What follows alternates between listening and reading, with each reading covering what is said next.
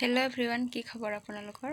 আশা কৰোঁ সকলোৱে ভালে আছে আৰু মোৰ চেনেলৰ অন্য এটি ভিডিঅ'লৈ সকলোকে স্বাগতম জনাইছোঁ। আৰু এইফালে চাদৰ এখন চিলাব আছিলে, সেইকাৰণে পটিখিনি এয়া ধুনীয়াকৈ কাটি লৈছোঁ। দেখিছেনে? এটা এটাকৈ এনেকৈ, যিহেতু 6টাকৈ লাগি থাকে সেইকাৰণে গোটেইখিনি কাটি লৈছোঁ আৰু এইটো চিলাব লাগিব। এয়া মোৰ কটা হৈ গ'ল। আৰু এইপিনে মই খাবলৈ লৈছোঁ চাহ বিস্কুট। দেখিছেনে? গাখীৰ চাহ লগত ধুনীয়াকৈ বিস্কুট দুটা লৈ লৈছোঁ আৰু এতিয়া দিনৰ কামখিনি কৰি মেলি যাম।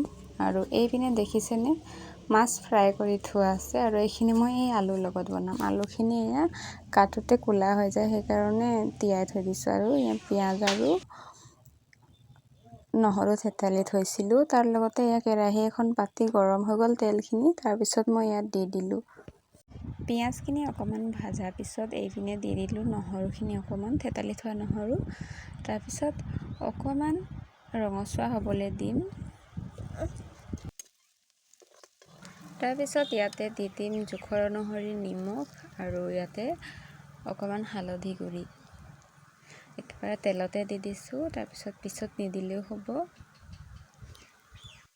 আৰু একো অন্য মছলা ব্যৱহাৰ কৰা নাই। ধুনীয়াকৈ লৰাই লৈছোঁ আৰু ইয়াতে কাটি টুকি থোৱা আলুখিনি ইয়াতে দি দিম আৰু প্ৰথমতে আলুখিনি এনেকৈ ভাজি ল'ম। আৰু অন্য একো মছলা ব্যৱহাৰ নকৰোঁ আৰু ধুনীয়াকৈ হালধি নিমখখিনি মিহলি হৈ গ'ল। তাৰপিছত কিছু সময়ৰ কাৰণে ঢাকি থৈছিলোঁ আৰু এয়া অলপ পিছত জোখৰ অনুসৰি মই ইয়াত পানী দি দিলোঁ আৰু কিছু সময় উতলিব দিম। উতলি অকণমান কমি আহিব আৰু তাৰপিছত ইয়াত ফ্ৰাই কৰি থোৱা মাছখিনি দি দিম। এয়া দেখিছেনে ফ্ৰেণ্ডছ? উতলি কমি আহিলে তাৰপিছত এয়া ফ্ৰাই কৰা মাছখিনি দি দিলোঁ আৰু এতিয়া কিছু সময়ৰ কাৰণে ঢাকি থৈ দিম আৰু একেবাৰে জুই কম দিম। আৰু এয়া দেখিছেনে?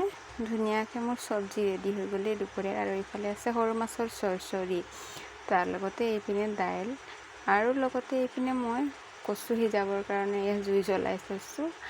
আৰু যিহেতু চালিখন দেখিছে, যিহেতু যোনে যোনে আগৰ ভিডিঅ' দেখিছে গম পায়। আৰু সেই পিছফালৰ পৰা ধোঁৱাখিনি বতাহ মাৰিলে ইফালে আহি যায়, সেইকাৰণে এনেকৈ পুৰণা টিন বান্ধি দিয়া হৈছে।